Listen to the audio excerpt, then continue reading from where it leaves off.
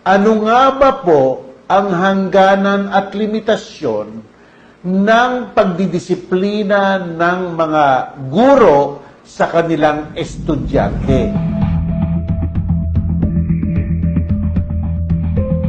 Basta't po ba pinalabas ng kwarto, child abuse na yon. O kaya po, basta't po pinalo sa kamay ng ganito, crime ba po yon? So, ligay po natin sa isang senaryo. Halimbawa po ang isang teacher, para i-disiplina o i-punish ang isang estudyante, pinalabas niya ng kwarto at pinaupo sa isang lugar. Let's say ng isang oras o isa't kalahating oras. Ang tanong, meron ba siyang kapangyarihan gawin iyon? Number 2, masama ba iyon? Number 3, kung pwede lumampas ba sa kanyang authority ang ganong klaseng punishment? Umpisan po natin sa ating tinatawag na family code. So number 1, dyan po tinatakda na sa loob ng eskwelahan, there should be no corporal punishment. Ano po ibig sabihin nun? Hindi po dapat paluin sa kamay, o pingutin sa tenga, o kaya po kurutin ng mga guro, o tapunan ng eraser o ng chalk ang mga estudyante.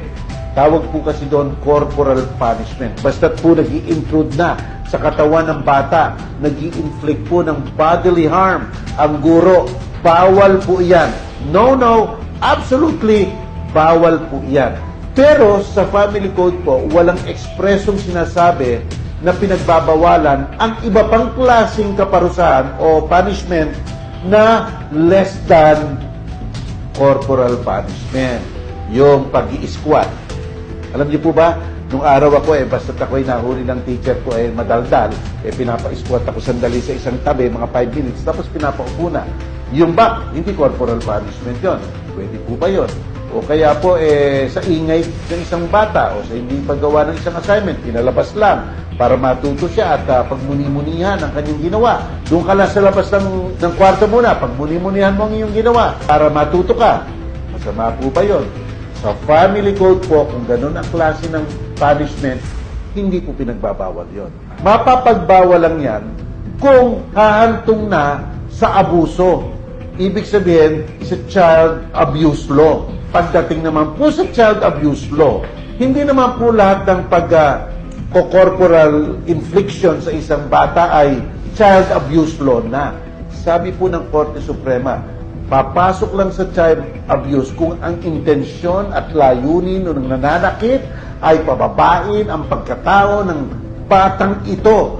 Talagang hamakin siya at talagang pakita sa kanya na ikay baliwalang tao. Yan po ang child abuse law. Kaya nga po, pinaparusahan ang mga naghihimok na ang bata ay mag-prostitute.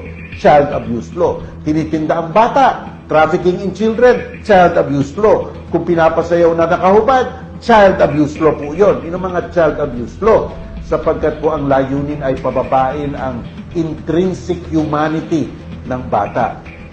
Pero po, kung ang layunin ay disiplinahin, gawing mabuti, paunawain ang kanyang pagkakamali, hindi po papasok ng child abuse law. Yon. Hindi po, sapagkat walang intensyon hamakin ang bata. Ang intensyon po ay matuto ang bata sa kanyang pagkakamali. Alam niyo po, may dinesisyon na ang Korte Suprema. Merong isang mama na talagang nairita doon sa bata. Binatukan niya. Nung binatukan niya, sinampahan siya ng kaso ng child abuse law. Sabi nung Supreme Court, hindi namin ma-convict yan sa child abuse law kasi hindi naman niya gustong hamakin ng bata. Knee-jerk reaction mo yung pambatok. Wala namang intention talagang ipababa ang integrity ng batang yan. So, maaari siya sa ibang ordinary criminal law but hindi child abuse law. Punta naman po tayo sa ordinary criminal law. Yan naman po yung revised penal code natin. Alam niyo po ba ang diwa ng ating criminal laws? There is no crime when there is no criminal mind. So kung ang isang guro nagpalo sa bata, pwede po siyang makasuhang administratiba kasi bawal nga po magpalo, pero pwede po siyang kasuhan ng criminal case. Sabi po ng Supreme Court, hindi po. The mind was to discipline, na sobrahan lang. So, hindi siya pwedeng pakulong doon. Absuelto yun. Administratively, yes, pwede siyang isuspend bilang teacher. Pero depende rin po sa grabe ng ginawa. Kung hindi naman po grabe, hindi naman po pwedeng tanggalin ang, let's say, matanggal siya sa eskwelahan.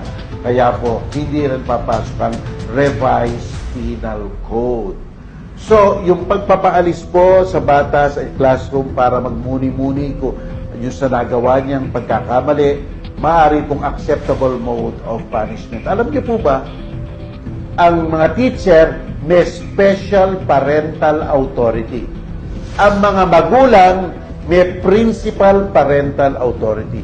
Sa ating ang batas, ang mga magulang po, walang nakalagay sa ating family code na bawal sa kanila ang gumawa ng konting spanking sa kanilang mga anak. Huwag lang pong excessive. Hindi po pinagbabawal yan ng ating family code sa mga magulang. Kung ang binibigyan ng special parental authority ay ang mga guro, pwede rin. Hindi rin dapat excessive. Huwag lang excessive at saka po, huwag lang may intensyong kriminal. Kasi po, halimbawa, isang teacher, hinataw ang bata. Ay halos namula na at nangitim na ang kanyang katawan. Hindi na po to discipline yun. Anger na po yun. Pwede po yung kasuhan. Ibang istorya po yan. Diyan po talaga mahalaga ang pag-uugnayan ng parents at saka ng teacher.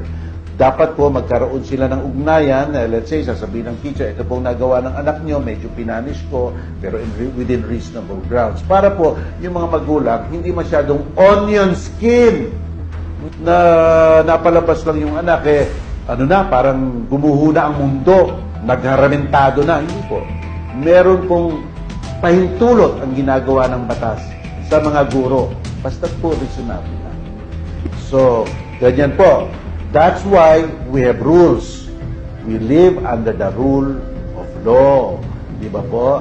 So, yan po ang gagawin natin lahat.